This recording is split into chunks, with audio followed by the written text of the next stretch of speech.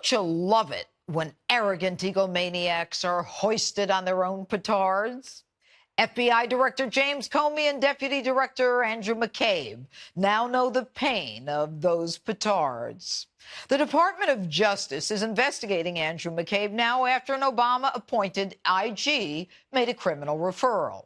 And pompous Cardinal Comey is now being investigated for leaking classified information. And Comey's memos were released this week, and they were supposed to lay out the real reason for his firing. That Donald Trump was colluding with the Russians, and Donald Trump was looking to obstruct justice. Well, unfortunately for the Democrats and the mainstream media, they prove just the opposite. And they go against virtually everything that Comey has said about Trump. Now, because he didn't trust the president, Comey made notes of his presidential meetings. The memos were written contemporaneous with the meetings, one within 5 minutes of the meeting. Contemporaneous notes carry great weight because they're made almost immediately after the event when the memory is fresh. But unfortunately for Jim Comey, they do not support his narrative. In fact, they prove the opposite. They prove, one, that the president encouraged the FBI director to investigate the issue of collusion between anyone on the Trump campaign and Russia. Number two, the president encouraged the FBI director to investigate the Steele dossier. And number three, the president wanted to make sure that his administration was free of leaks. And here's the rub. The meeting with the president by Comey was a setup to allow CNN to go forward with a negative story about the president and to create the illusion of Russia collusion. Comey himself admits the president. CNN wants to go forward with a story because some leaker gave them the dossier. But there needs to be a news hook. So the meeting for the discussion about the dossier would be the hook. And 4 days later, CNN had the story that Comey told the president about that salacious dossier. And Comey himself was the one who created the hook. But, folks, it gets even better.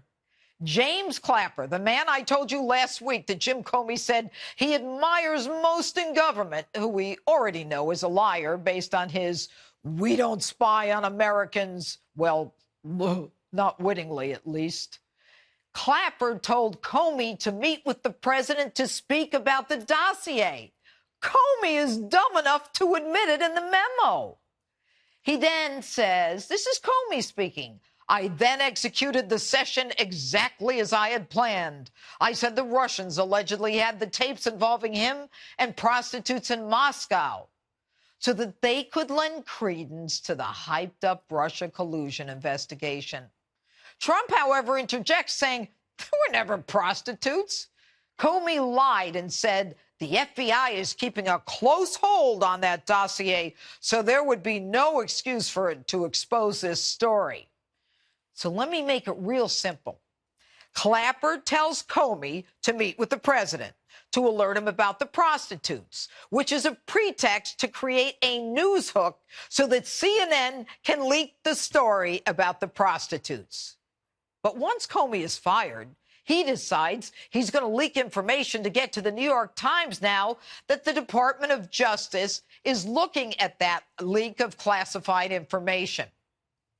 My judgment was I needed to get that out into the public square, and so I asked a friend of mine to share the content of the memo with a reporter. Didn't do it myself for a variety of reasons, but I asked him to because I thought that might prompt the appointment of a special counsel. And so I asked a close friend of mine to do it. Jim, you're the head of the FBI. You told the president in that memo repeatedly, your memos, that the president wasn't under investigation. You get fired. Now you need to put things in the public square to get a special counsel? Why? Your memo, the first one, was actually sent to the FBI, to McCabe and company. And since there clearly wasn't anything criminal in that memo, then what's with your hogwash about your need to get information into the public square to get a special counsel appointed? Jim, it's so obvious. You're fired and you're mad. You're a liar and you're a leaker. You're pompous, you're egotistical, you're condescending, and you violate the very laws that you're sworn to uphold because you want to make news, because you want to write a book, because you want to be a hero, and because you don't think the rules apply to you, and because you, like your friend McCabe, according to the Inspector General, do it for personal gain. Newsflash. You didn't have a right to leak that information. Once you took those memos out of the building to leak to the New York Times, you, James Comey, committed a crime. You had no right to do that. They were not personal notes. They were not memos to yourself. They were memos to other FBI agents. And if Donald Trump needed investigating, Jim, answer me this. Why didn't you investigate him when you were the highest-ranking law enforcement official in the nation? Why? Because there was no investigation that was needed, and it was secondary in any event. It was phony. You needed to make yourself the protagonist. And now we know that but for those memos and your illegal leak to the New York Times, Robert Mueller wouldn't be doing what he's doing, and that is tearing at the fabric of this country. And ain't it bittersweet irony, Jim, that both you and McCabe are being looked at for the same thing that Hillary was looked at? You're in the same boat as she. But you let her loose because you said she didn't intend to have classified information on her server. But, Jim, you hoisted yourself on your own petard when you made it clear that you intended to release those classified memos so that you could get even with the president. You established the intent that you say was missing in Hillary's case. Jim, the FBI's not proud of you. You're a former FBI director out there discussing matters presently under investigation as a special counsel is doing that very thing.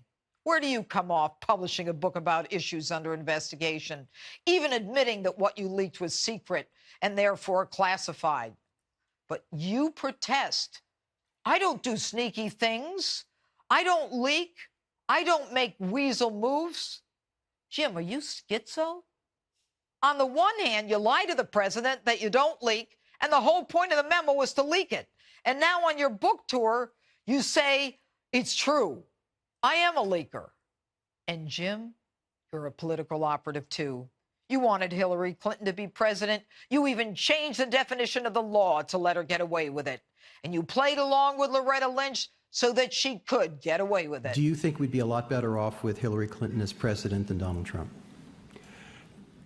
Certainly, given her commitment to our traditions and our norms and our values and the rule of law, yes. Her commitment to the rule of law? Jim, you also have to keep your facts straight. The same day you said Hillary would be a better president, you demur and say it's too hard to go back in time and answer whether she'd be a better president when asked a few hours earlier. Jim, do your answers depend on the time of day or on medication? Jim, it isn't working. You're trying to look like an objective individual until you again admit that you're not. I see the Republican Party, as near as I can tell, reflects now entirely Donald Trump's values, which is it doesn't reflect values at all. It's transactional. It's ego-driven. It's in service to his ego. So she'd be a better president. But, Jim, you need to be careful. You need to be very, very careful. You knew from the get-go that you were going to cut Hillary loose, and you knew from your time in the Obama administration that you would go after Donald Trump. You've deceived the American people. And as a result, you, the director of the FBI, are under investigation for leaking classified information. You could be looked at for theft of government property, obstruction of justice yourself, and a clear abuse of power. And if I were a betting woman, I'd bet that your friend Clapper is another one soon to be under investigation. And the bittersweet irony for all Americans is that we will be able to watch you fight each other. Andrew McCabe, who says you told him repeatedly that it was okay to leak to the Wall Street Journal, and Loretta Lynch, whom you accused of pressuring you not to call Hillary's case an investigation. So now, folks, the whole idea of Russian collusion with the Donald Trump campaign fades into obscurity. We now know And we now see the deep state doing what it does best. State actors protecting each other and like-minded members of the system. But if there's any justice and the Department of Justice is independently run, you'll all be made accountable. And finally, Jim, you've done more damage to the FBI as an institution than J. Edgar Hoover, because your mission was to change the course of American presidential history. The only difference between you and J. Edgar is that he wore dresses. And even if you wanted to, you probably couldn't get one to fit you at 6 feet, 8 inches. And that's my open.